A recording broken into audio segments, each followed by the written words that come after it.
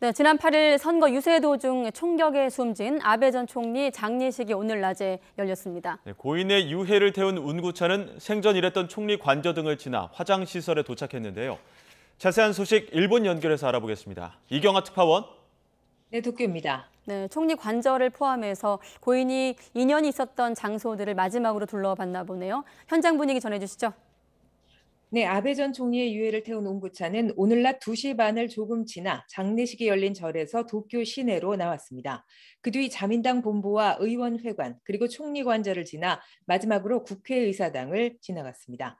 운구차는 약 30분 정도 생전에 고인이 활동했던 장소를 둘러본 뒤 오후 3시 반쯤 화장시설에 도착했습니다.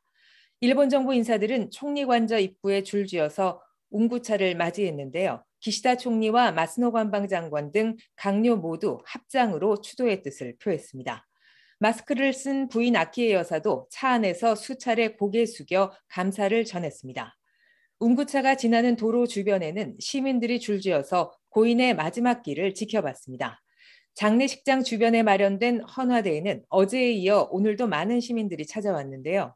장례에 앞서 열린 추도 행사에는 일본 정부와 자민당 주요 간부뿐 아니라 옐런 미 재무장관 등 해외 인사들도 참석했습니다.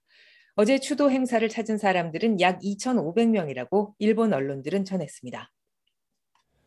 네, 용의자에 대한 수사 상황도 짚어봐야 될 것 같은데 이번 범행을 상당히 오랜 기간 준비한 것으로 드러난 거죠?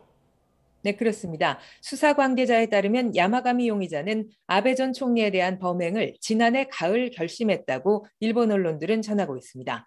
처음에는 폭발물을 사용할 계획이었는데 총으로 바꿨다고 진술한 것으로 알려졌습니다.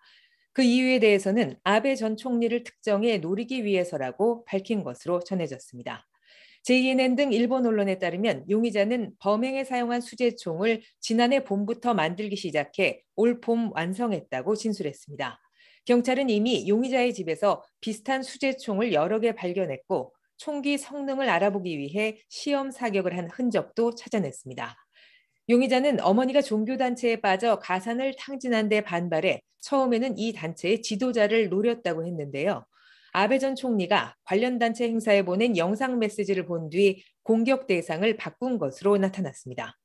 또 이 종교단체를 일본에 소개한 인물이라고 생각해서 아베 전 총리의 외할아버지인 기시노부스케 전 총리에 대해서도 원한을 갖고 있었다는 진술도 전해졌습니다. 일본 경찰은 용의자의 범행 준비 과정과 구체적인 행적 등 조사를 이어가고 있습니다. 일본 국가공안위원회는 사건 당일의 경비태세를 점검하기 위한 검증위원회를 설치한다고 발표했습니다.